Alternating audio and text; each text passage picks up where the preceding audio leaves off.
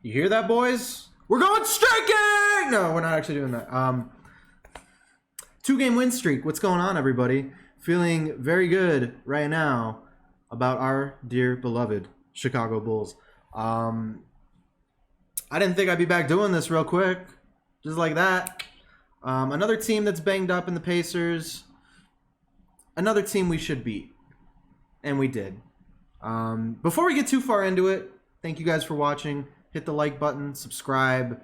I'm making Bulls content all the time. We're doing this all the time. Stick around. ArturisFanClub.com. Find the links, find the podcast, all that fun stuff. I got new stuff coming down the pipeline literally all the time. Anyway, what a game, man. Top to bottom, everybody contributed. Coby White got a little hot for a minute there. Lauri Markkanen got a little hot for a minute there. Troy Brown Jr. doing what I told you he could do. Scoring, blocking, getting steals, hustling on the court. You love it. Rebounding. You love it. Hustle plays. You love it. I'm feeling good, guys, if you couldn't tell. My dog is itchy as always. What's up, Pan? Who's a good boy?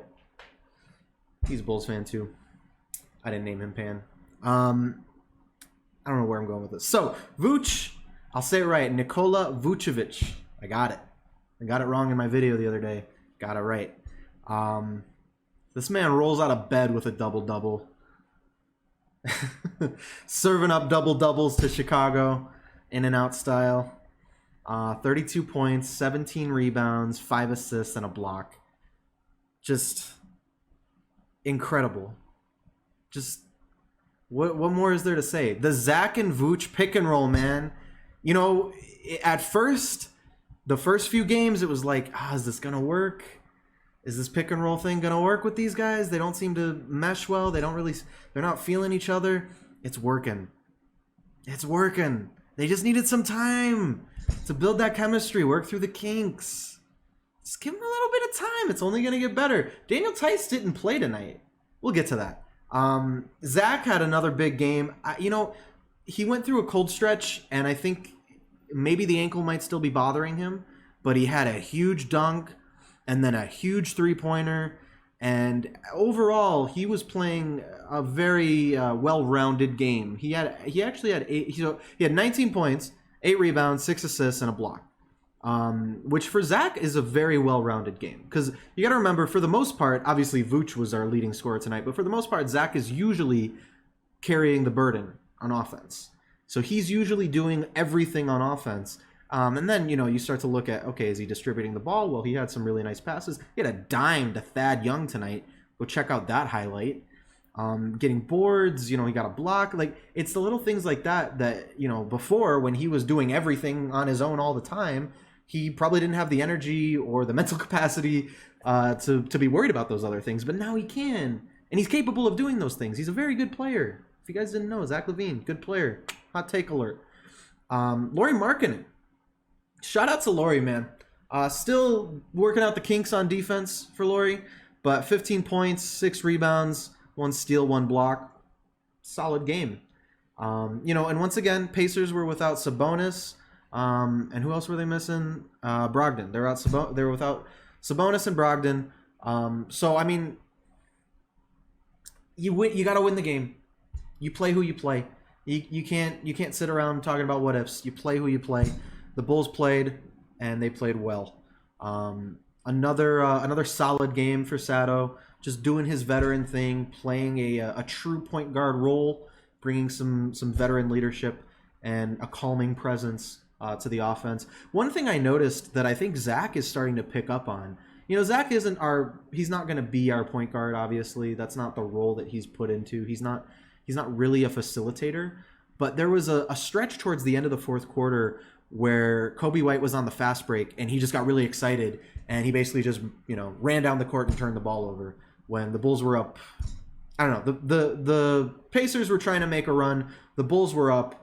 And it was the time in the game where you slow things down and kill some clock. Coby White didn't do that. The very next possession, similar situation where they could have had a break. Zach just kind of pulls back and goes, well, we're going to slow this thing down.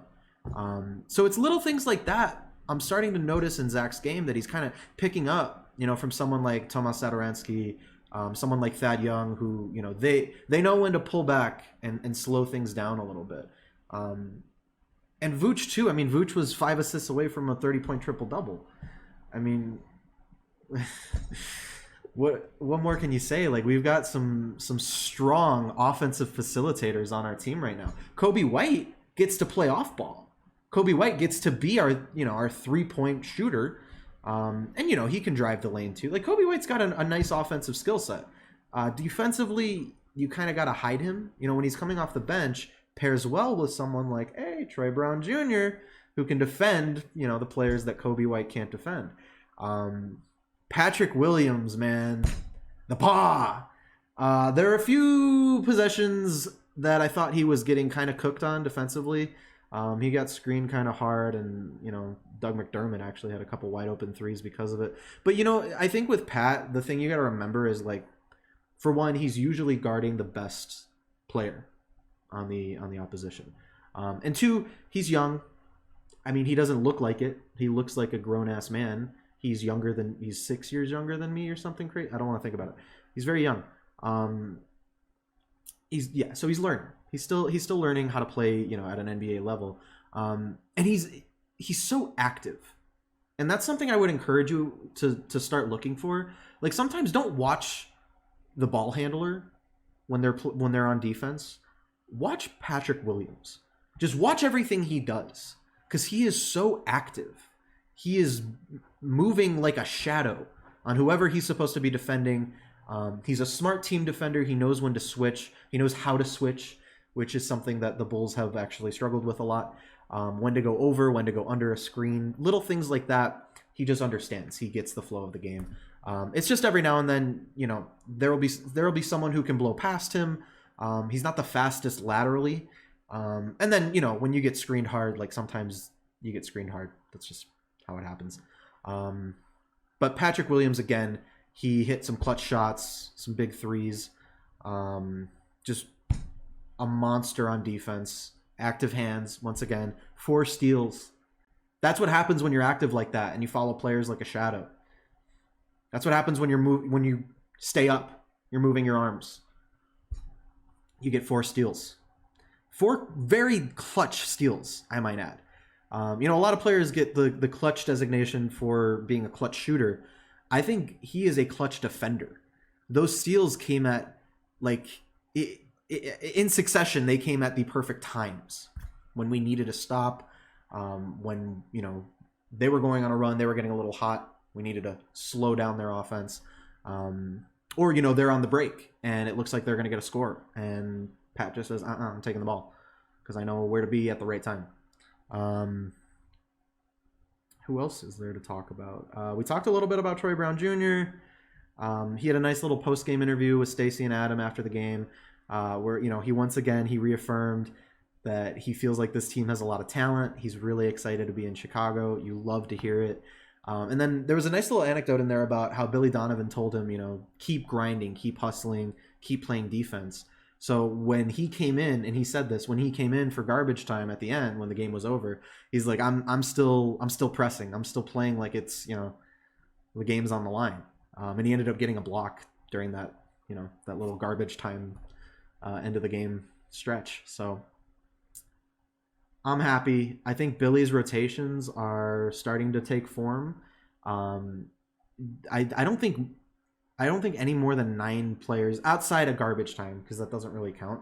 I think during the game he only went with a 9-man rotation, and then in the second half, I think that was even down to like 6 or 7.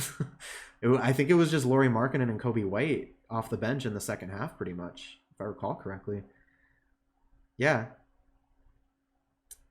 I mean, I guess that also speaks to the fact that Daniel Theis isn't playing. I'm sure if he were available tonight, I'm sure he would have been out there. Shout out to Daniel Theis. Hope everything is good at home. I know he's going through some personal stuff, so I hope everything is good. We want to get you back very shortly. 2-game win streak, man. Let's keep this thing going. Let's run the table. Let's win out. Let's win out the playoffs. Let's just keep winning. I love it. I love it, man. The Bulls feel like they're back. I hesitate to say Bulls are back because we did that 2 weeks ago or a week ago, and there's some, yeah. This is the most Bulls are back I've felt in a while. I'll just say that. This is different from hiring AK, which was a great day. This is different from firing Boylan, the hiring of Billy Donovan, the trade. Like, all those felt amazing, but now it's happening. Now you see it, you know?